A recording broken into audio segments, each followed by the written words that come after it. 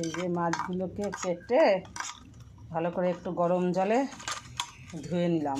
ধুয়ে নিতে হবে গরম জলে। এই দেখো মাছগুলোকে ভালো করে ধুয়ে নিলাম গরম জলে। রাখো। এই দেখো কড়াইয়ে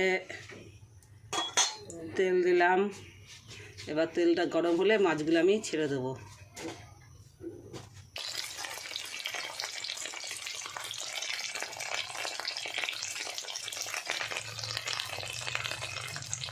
একটু হলুদ দিলাম, দেখো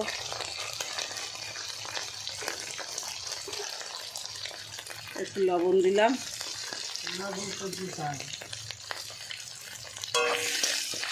দেখো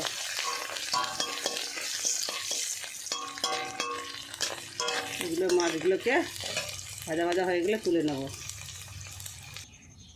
এই দেখো মাছগুলো ভাজলে মাছগুলো এরকম হবে, বুঝেছো? এরকম হয়েছে। আর আমি এর মধ্যে এই পেঁয়াজগুলো ছেড়ে দেবো। পেঁয়াজ কুচি রেখেছি, এই যে পেঁয়াজ কুচি রেখেছি, পেঁয়াজগুলো আমি এর মধ্যে ছেড়ে দিলাম।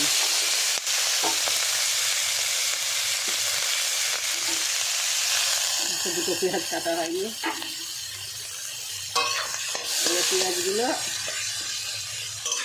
একটু ভেজে নেব। পেঁয়াজ, তেল,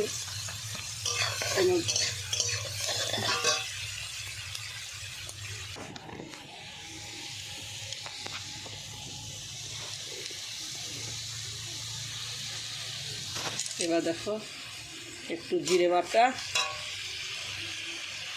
আর এই কুচি কুচি করে রেখেছি লঙ্কাগুলো দিয়ে দিলাম। দিয়ে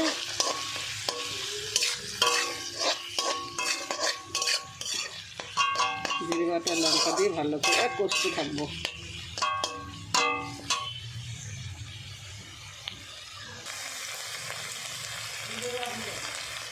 দেখো বাটির মাছগুলো দিয়ে দিলাম, ভাজা মাছগুলো দিয়ে দিলাম, দিয়ে এবার নাড়ছি।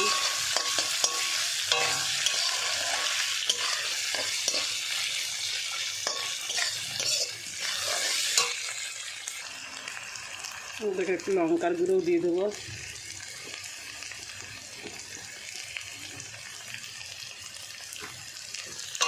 এই মাছটা একটু তেল মশলা না হলে ভালো লাগে না, একটু ঝাল বেশি হবে, একটু তেল বেশি হবে, আর পুরো পেঁয়াজের উপর নির্ভর করছে।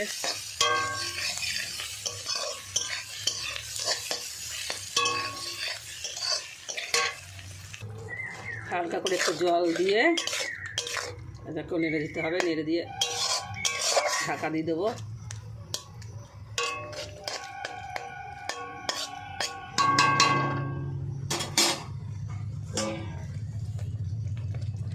ঢাকা থাকুক। দেখো আমার মাছ রান্না রেডি একদম। এবার নামাবো। শুকনো আটার মতো হবে। দেখো একদম রেডি।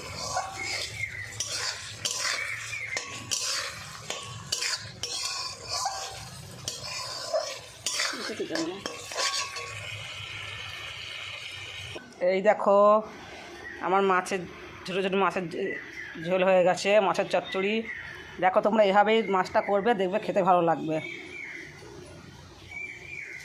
তাহলে আজকের মতো রাখছি, নেক্সট দিনে অন্য একটা রেসিপি নিয়ে হাজির হব।